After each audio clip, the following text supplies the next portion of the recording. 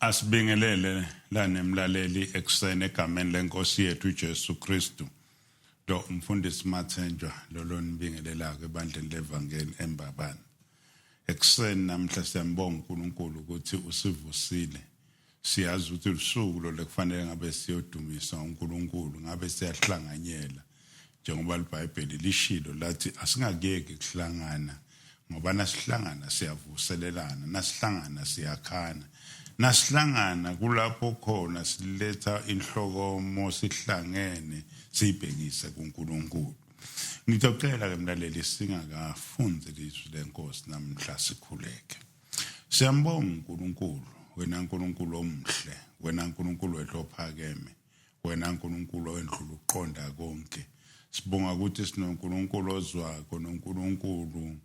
lo nkulunkulu losilalelako nosibonako isimo lesisuke sihamba kuso. Nanamhla ekuseni sendlulisela ludumo sithi ufanele bukhosi just kusipha lolu suku, usuku olusha, usuku lolu lunemathuba lamasha, usuku lolu lunema opportunity lebekade singenawo itolo. Sisite ke Nkosi kube khona siku-achieve kulolu suku egameni lenkosi yethu uJesu Kristu. Sazofunza izwi lakho uNkulunkulu wethu oyingcwele, selekelele sili-understand kangcono. Amen.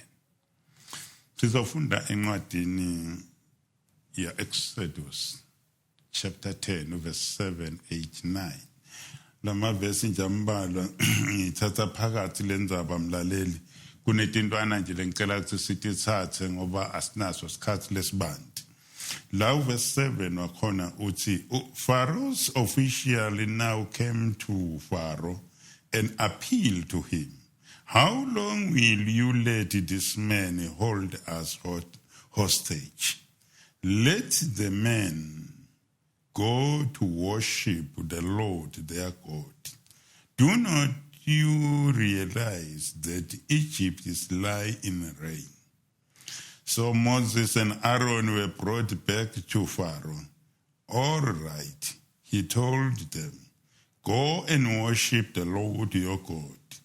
But who exactly will be going with you?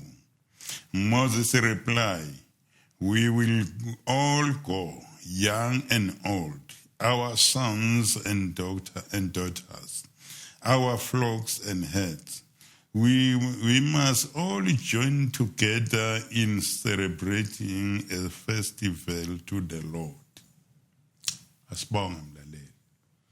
Topic yami namhla ithi sinomkhosi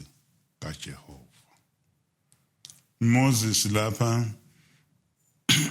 utshela Pharaoh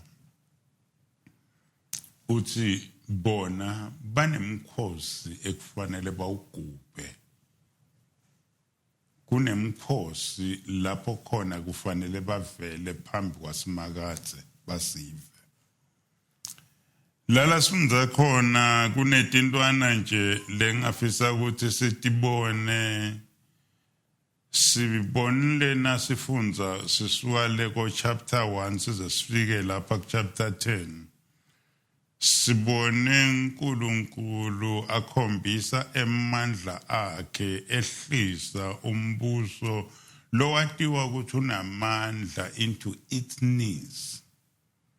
Lapho khona wehlela phansi uvuma ukuthi khona uNkulunkulu. La sibona uNkulunkulu enza inhliziyo kaFaro iba lukhuni ukuze aveze emandla akhe ukuthi uNkulunkulu lonemandla kangakanani, akhombisa abantwana bakhe Israyeli, akhombisa nebaseGibhitha abangamazi abanabo uNkulunkulu wabo. Simbonile lo uNkulunkulu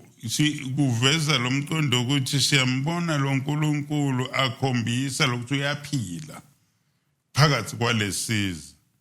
Ufuna labantu ukuthi uyaphila nje akwanele, kodwa ufuna ukuthi labantwana bakwaIsrayeli bamethembe bamkholwe ukuthi unamandla, bangakathathi ngisho sinyathelo sokumlandzela kuloko lafuna ukuthi bakumlandzele. uyakhumbula mlaleli nasifunda uchapter 3 lapho athe khona mina ngibonile nokubona ngizwile futhi nekuzwa wayesethi ngokuba sengehlile kube ngibakhulule abantu bami ngibayise ezweni esengibalungisele lona. Simbona lapha lo nkulunkulu aveza lamandla akhe abhidliza lo mbuso onamandla ukuthi ungabi sawabina lamandla ngalendlela bebecabanga ukuthi unamandla. Bazi ukuthi kukhona uNkulunkulu ebangeke bamelane naye. Sibona na ubuka le chapter lesifundzile sekuya ngasekugcineni letinhlupho bekade atishaya eGibhite cishe now sikunumber 8 yaletinhlupho kulo chapter 10 lapho khona letinhlupho latifake lapha kulabantu baseGibhite ahlukumeza iGibhite kodwa abengabatsinzi labakhe bantwana kodwa baphila phakathi to the same country. Kuyamangalisa lo nkulunkulu wayekwazi ukuthi whatever lokwenzakalako kwazi lento lena ukuthi lona ungumIsrayeli akufanele ngimthinza. Bantwana ke bakwaIsrayeli lithi liBhayibheli uNkulunkulu befuna kubathatha bangenele le journey yokuya ezweni lesethembiso lapho uNkulunkulu athe ubalungisele empelele lizwe wayelikhulume ngalo kudala kuAbraham wavuselela nakoJakobe wavuselela kubo bonke ngisho nama asafa Jakobe wabatshela ukuthi ngeke bahlale la forever ngoba kunelizwe uNkulunkulu abalungisele wona. Awu njengathi bantwana benkosi lokuthi lo uNkulunkulu sathi ukuthi akusike ekhaya. Hey ngicabanga nale mchorus esasiuhlabelela emandwele ethi lo mhlaba lona uyazamazama bese sithi lo mhlaba lo akusili ikhaya lethu sinelethi ikhaya elaphakade. Athi nasabhala umpostoli Paul encwadini yabaseKorinte besibili uchapter 5 athi leli khaya lesiya kulo nemizimba yakhona ikhaya leli elinobukhona elihlala nepresence kaNkulunkulu athi nemizimba nasesisesangena kule mizimba esiyophila kuyona sekulelo khaya athi akusayikubabikho konke lokulesicabangako nobuhlungu lesebuzwako nalezifo lezisiphetha zisayikuba khona nakulamba akusayikuba khona kodwa kuba ikhaya lenjabulo impela. Athi ke ngaphambi ukuthi siyongena kulo simele kubonakaliswa phambi kwesihlalo sobukhosi sehlulelo ukuthi siphile kanjani njengebantwana bakaNkulunkulu. Lithi ke iBhayibheli bangakayingeneli le journey baye ezweni lesethembiso ungathi uNkulunkulu uyabavezela umsithombe sokuthi la endleleni labatohamba khona batohlangana nobumatima batohlangana netimo letibeka impilo yabo engqupheni so kufanele before baqale kuhamba le journey lokumethemba lokumkholwa lokubelieve kuye lokuthi yena angaguqula noma tiphi itimo kufanele bakubone basela eGibhite ukuze thi noma ngabe bahlangabetana netimo endleleni bangashintshi endleleni. Sibabonile labanye bahlangabetane netimo bamshiya uNkulunkulu. Sibabonile labanye bangene etimeni maqedane batibuta kwabutwa bona bathi uphi kanti lo uNkulunkulu na. Kodwa labo lebangene etimeni sebamethemba bathi noma bahamba kuletimo kodwa bamethembe lo uNkulunkulu under lama situation labasebahamba kuyo. Uthi ke uNkulunkulu ufuna kube babe neconfident kuye ukumethemba bangakangeni etimeni. Ingani phela siyababona labafana baselonene baseBhabhiloni bafana bamaIsrayeli lithi liBhayibheli labafana nabodanyeli lithi noma baphonswa eingonyameni kodwa bamethemba lo uNkulunkulu ukuthi utawungena nathi. Bathi noma labafana bafana naboMeshaki naboShadrach bafakwa emlilweni bathi siyamazi lo uNkulunkulu ngoba nakulezimo utawungena nathi. Lokumethemba lokuba nesiqiniseko lokuba neconfident ngaye ungakaqali kungena etimeni kuyakusita ukuthi noma ungahlangabetana nasiphi isimo ngeke ushintshe umqondo wakho. lithi iBhayibheli uNkulunkulu wafuna wangena nabo kulesimo saseGibhite washaya iGibhite ngetinhlupho washaya wenza zonke lezi mangaliso phambi abuilda le confident kubo ukuthi bambuke ngenye lendlela nemaGibhite naye azi ukuthi kuno Israel lo Israel unaNkulunkulu wayo lo kwatiko kumela abakhe bantwana. Siyambona ke na ubuka lapha lithi iBhayibheli bahamba kutotonke letinhlupho eManta aphenduka abayigazi kuba nestorm lesiba khona kuba nayo yonke lento lebahlangabezana nayo la kule chapter 10 sesibona bangenelelwa ngiletinsetse letokudla yonke into lesikhonyane sasokudla yonke into isizathu sonke ufuna kubuilda iconfident kulabantwana bakhe. Lo nkulunkulu phela na ungabuka lama chapter la ngemva from chapter 3 chapter 4 chapter 5 labe besifunda khona uri ukuphinda phinde kaningi lapho khona abathembisa athi ngizokubanani selokashela Mose ukuthi ever lapho bahamba khona bangakhohlwa lo nkulunkulu lo utobehamba nabo indlela yonke. Uyamangalisa ke lo nkulunkulu wethu nangabe umbuka la lithi iBhayibheli ngesikhathi Mose atongena aya ezweni laseGibhite ayokhipha abantwana umtshela angakesuki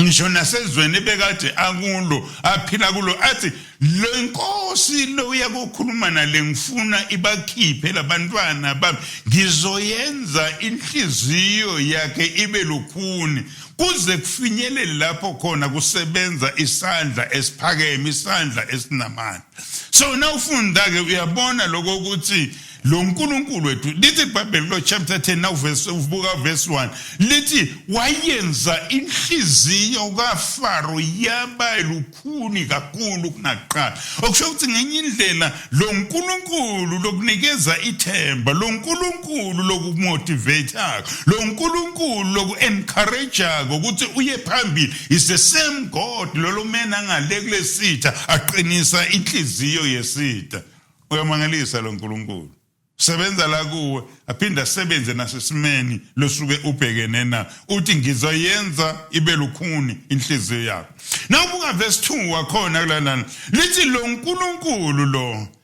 uthi letinto lengitendako kulabantu baseGibhite angizenzeli nje kuphela uMose angizenzeli kuphela naye uFaro angizenzeli kuphela abantwana bakwaIsrael lebakhona namhla angizenzeli abaseGibhite bakhona uthi ngifuna kube yinto lekutobe kutshelwana kwendlulisela lomlando ukuthi kunaNkulunkulu lo akwenza na imihlolo eGibhite uthi for generation to generation seloku kwenzeka baqoqelana ukuthi kunoNkulunkulu wake wenzani. Kuyamangalisa ukuthi sinaNkulunkulu lofuna kuhlala khona emlandweni akanenzaba ukuthi lo muntu uyakholwa noma akakholwa akanenzaba ukuthi lo muntu uyamati kodwa ufuna kudemonstrate izinto ngisho naphambi kweheden maqedane elisha ethi khona uNkulunkulu lengake ngambona entatini noma ngingamkholwa noma ngingakamemukeli yena njengenkosi kodwa ahlale atiwe nakulethi insuku bekuthi insuku tethu lethi simvezelo uNkulunkulu wethu onamandla ake eme phezulu kwanasi isimo eme phezu kwalezimo lesibhekene nazo akavele njengosimakade kubitha thina njengamakholwa ukuthi simveze ukuthi unamandla kangakanani. Na ungabuka eGibhite kuze kwenzeke zonke lezi zinto akudingakanga ngamadoda amaningi kodwa wabiza indoda nje eyodwa igama layo lelingumose maqedane iGibhite lonke lanyakaza linyakaziswa njengomuntu oyedwa uNkulunkulu abeke imessage kuyo kudinga sibindi kudinga yonke into longayicabanga. Nasibuka ke lapha lithi lokwakungona nje sibuka nje la singena nje getting to the heart of the matter na ubuka yonke lento le whatever was happening naloko labekade kwentiwa ngifaro lokhu wayefuna ayinako Faro kwakulokuthi wayene pride uNkulunkulu afuna ukuthi kule pride yakhe ambusa amguqise phansi amkhombise ukuthi noma ngaphakama kangakanani egcineni kwako konke ngikhona mina lo nkulunkulu lo mnini mandla wo. Ayikho into lemqoka njengaleyo yokuthi sizithobe. Angiyawuthanda lo mhlabelelo ethi bazalwane zithobeni ebusweni benkosi iya kuniphakamisa. Nasibuka lenkinga ya Faro lenkulu kakhulu ngishilo ukuthi kwakuyi pride lenyona yenyoni dala tonke lenkinga. Ngithanda ke nangabe sewubuka lapha lo mbuzo uyavela kulapha ku verse 3 lapha, how long will you refuse to humble yourself before me? Umbuzo lo ubuzwa uNkulunkulu through Moses. Uthi kuyoze kube nini ungafuni ukuzithoba ebusweni ba. Sometimes ezinye izinto siyangena kuzo ngenxa ye pride lesinayo. Sometimes ezinye izinto ayikho into lefunwa uNkulunkulu njengaloku umhonorisha nalokuthi umnikeze lembeko lasuke ayidinga yena njengaNkulunkulu. Lenye into lefike inkhombise kahle na ufunda incwadi ya John isahluko 3 ubona sizwe saseniniwe lithi iBhayibheli nabathola imessage yokuthi kunaNkulunkulu wama-Israyeli uthi sowunengekile ngendlela lebadiphatha ngayo njengamanje usenqumile kuba destroy sowunqumile kubulala kubhidliza leli dolobha sowunqumile ukuthi angenza noma ngabe yini na. Lithi iBhayibheli kusukela enkosini kuya etikhulwini kuya kubo bonke abantu lebasemagunyeni lithi behlela phansi, they humble themselves baguqa phansi bathi siyavuma siyasaluta ukuthi wena uNkulunkulu ngwedwa lona manje. Yabona lokuthi nje bamrecognize ukuthi kunaNkulunkulu bamhonorishe lokuthi kunaNkulunkulu lo ehlukene lokho nje kukodwa kuyayishintsha indlela uNkulunkulu awuphatha ngamhlaba uyayishintsha indlela nandlela laphatha ngabo bantu. Nawubuka verse 4 wakhona lithi lapha yana sibona Moses announce lokho ukuthi uma ngabe wena ungabadedeli labantwana bakaNkulunkulu bebahambe baye ezweni lona leli Gibhithe leli lizohlaselwa yini na, lizohlaselwa isikhonyane lesizodestroya konke ukudla emasimini konke tihlahla konke into letikhona ebekade kusale esikothweni ngisho netintsaba nako konke kutothola isimangaliso lapho khona kutohlaseleka kuhlasela ngilohlobo lwetinzelo. So ngenye indlela uthi uNkulunkulu ngingasebenzisa noma ngabe yini ukukhombisa ukuthi mina ngiNkulunkulu ngoba nyama singamlaleli thina njengabantu kodwa singakhohlwa ukuthi imvelo uNkulunkulu isamhlonipha imifula isamhlonipha tihlahla tisamhlonipha konke netinyoni letindiza emkhathini tisamhlonipha netilwane umuntu inkinga nje ngumuntu loseyinkinga esephambi kaNkulunkulu. Na ufunda lo 7:7 wakhona lesifundile namuhla sibona lapha iintervention lapho khona kuvela khona manje labantu lebasebenta kanye nenkosi uFaro. But how long will you let this man hold us in hostage? Kuthi ngenye indlela kuyawuze kubeni yini sithola sivalelwe nangumuntu ekhonini singenzi izinto esizithandayo. Simbonile badeclare abantu abangamamagician lebekade bakhona lapha yana eGibhithe baphonsa kabili into lebatenda bakwati ukuphonsa tindvukutabo tabatinyoka bakwati kushintsha kodwa kuthena sekuya ku stage number 3 babese bathi no angeke size simelane la kunesandla sikaNkulunkulu kunesandla salomdzala wetinsuku kunesandla saNkulunkulu lophakeme. Sasibona manje kuvela disebenze kubona kusebenza abantu asebenta kanye bathi kuyoze kube nini lo muntu asibambe ngalendlela lasibambe ngayo. Cela kusho mntana sekhaya ukuthi laba official labekade basebenta kanye na Faro la babeyibona ingozi babesibona ukuthi lesimo siya ngokumatima babeyibona lo government wabo lonoshaye bumbumbuthe ukuthi ungaboni unale pride lo wayunayo unale political ambition lebekade banayo ukuthi no ngeke kwasida kumelana naNkulunkulu. Cela kusho ukuthi mntana sekhaya empeleni esimeni nathi sibhekene naso bekusikhathi manje ukuthi sibone amakhosi ehla etihlalweni tabo tebukhosi bekuthi ikhathi manje kubona tindvuna temibuso letikhona tibtehla ehlalweni tabo letikhulu bese kusikhathi manje kubona emakhosi ehla ehlalweni tabo tebukhulu athi sisalutha wena simakade ungangenelelini kulesimo lesibhekene naso lesina lithi Faro akazange akubone lokho akazange asibone isidingo saloko watithola izwe lakhe likwidisaster lethathola kuyena empeleni bekufanele ngabe sesikwenzile country kingdom lapho khona kuthiwa kune national prayer lapho khona wonke umuntu abuye phansi lapho khona yonke into izokuma ithinse lapho kuzokuma whatever lesingaqabanga ukuthi kufanele ngabe kuyema kuthule ukuthi du kuthiwe izwe lifuna ubuso bukaSimakade lana sifunda khona uyabona ukuthi little Bible inhliziyo kaFaro siyibona iba lukhuni ayikho ke into lelukhuni njengokuthi umuntu abe nenhliziyo elukhuni against God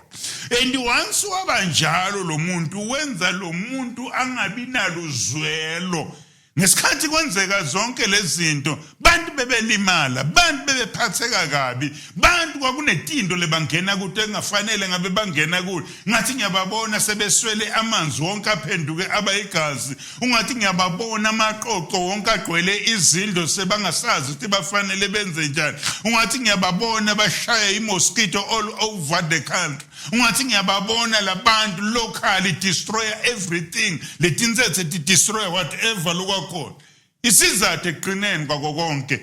kwakuyisizathu ukuthi inkosi yayinenhlitiyo lenjani na lelukhuni bana sekhaya siyacela lokho ukuthi singabi nenhlitiyo lelukhuni ake sehlele phansi sifune ubuso bukaNkulunkulu sibona ke lento tuthi ke leona bathi ke labana but no sicela udedele laba bantu bahambe bayomkhonza uNkulunkulu wabo bathe elibona iGibhithe selinjani manje awulibuke isimo ungathi ngiyababuka beevaluate umonakalo lo wentekile ngathi ngiyababuka sebahambile nale bathole tindzaba naletindzaba tigcwele emaphepha wonke lapho khona kubikwa ukuthi nangalapha sekwenteka kokuthi nangapha kwenteke kokuthi nangapha sekwenteke kokuthi nangapha sekungasakhalelwana sibabona bangenelela labasebenza kanye nenkosi bathi sicela kweluleka Nkosi ukuthi la kuzuseve lesivo sakho sicela udedele laba bantu bahambe bayomkhonza uNkulunkulu nawubuka verse 8 ke sithola lana kunalamagama ukuthi lapha khona athi abahambe bayomkhonza uNkulunkulu nawufunde encwadini eDeuteronomy sahluko 13 verse 4 uthi lapha uMose utshela abantwana baIsrael uthi lo uNkulunkulu uthi nasenifikile ezweni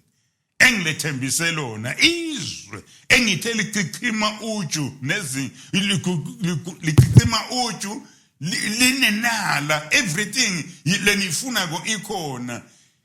uqela nikhonze yena yedwa nesabe yena yedwa nilalele imiyalo yakhe yedwa nilalele izwi lakhe ninamathele kuye yena yedwa kana ufunda encwadini yaExodus 20 uthi ngiNkulunkulu onesikhwele angifuni eqhutshwa nalutho noma ngabe kuyisithombe noma ngabe kuyini leningaqabanga uthi ngifuna kube yimi nayo into eyinkingi kwesinye isikhathi ngoba sonke sinato tindo litithatha indzawo yaNkulunkulu empilweni yethu sinato tindo lithatha indzawo kaNkulunkulu nasekuhambeni kwethu kwesinye isikhathi kuba imisebenzi lesendako kwesinye isikhathi kube ngamabhizinisi uNkulunkulu lasivumele ukuthi sibe nawo kwesinye isikhathi kube ngabantu esibakhonzile kwesinye isikhathi kube izinto nje ezithile khona ke nalabathi khonzela ngokwehlukana abanye bathi khonzela amatshe abanye bathi khonzela intaba labanye bazikhonzela izinto ezahlukahlukene angikwazi wena ukuthi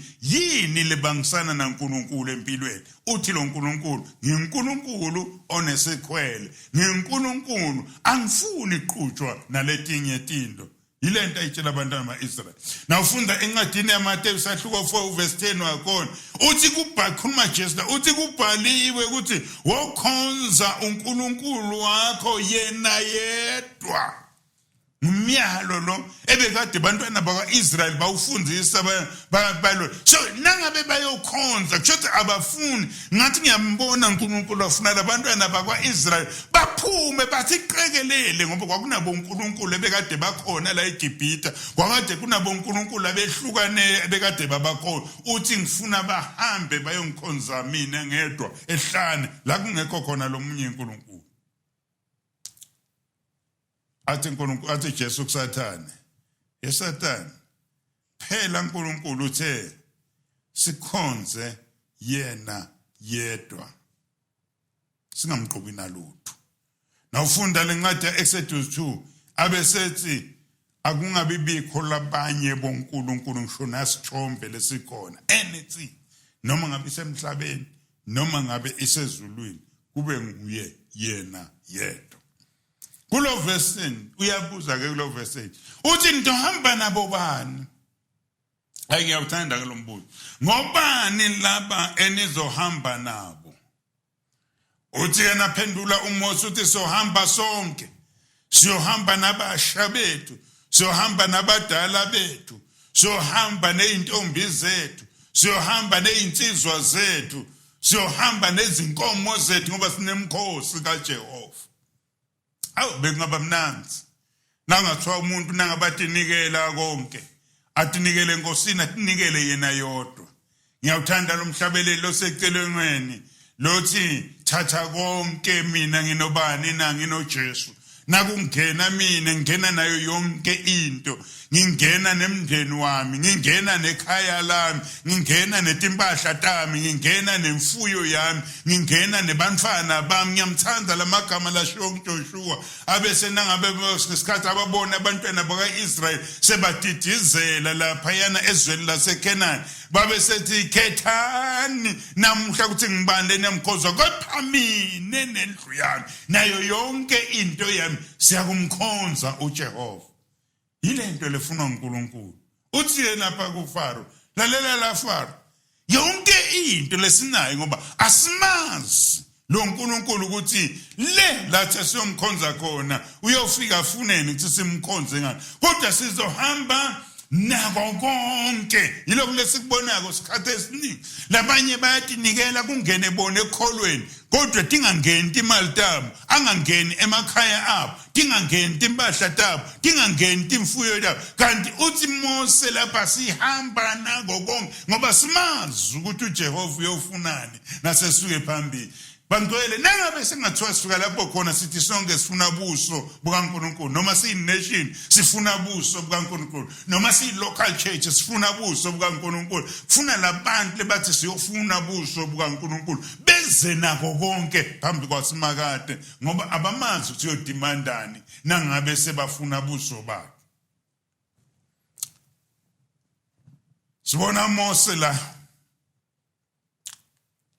asingela out indaba yeyouth aphinda abuyele kuyo athi sizohamba namadodana ethu nani na nezintombi zethu siyokumkhonza uNkulunkulu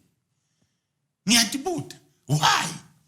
avele nje abeke bona bodwa phinda babuye siyazi ukuthi angithi sithi bantwana bangumliba loya embili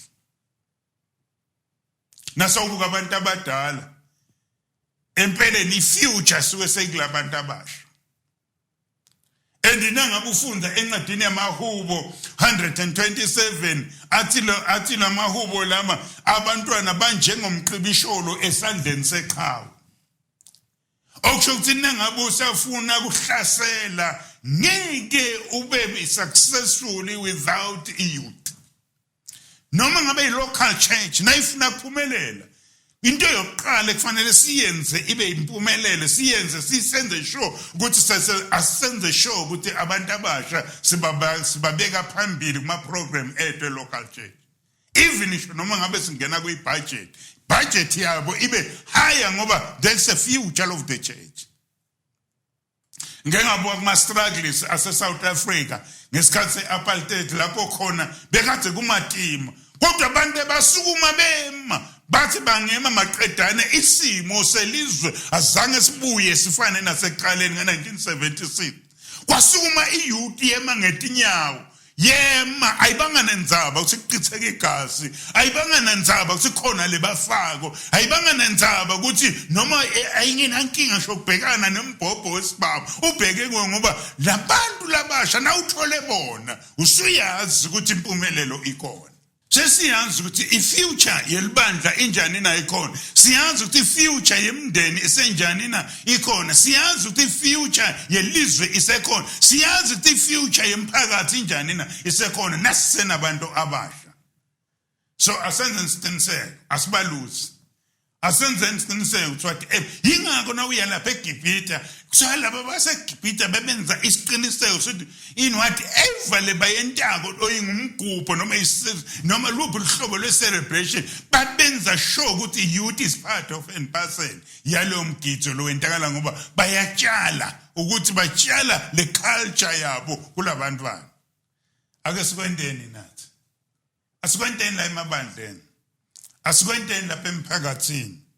lokunye lokuvelako ngiloko ukuthi bathi sizohamba kanye neinkomo zethu neimbuzi zethu nezimvu nako ngoba asimazi uNkulunkulu ukuthi uyofunani empini ukuthi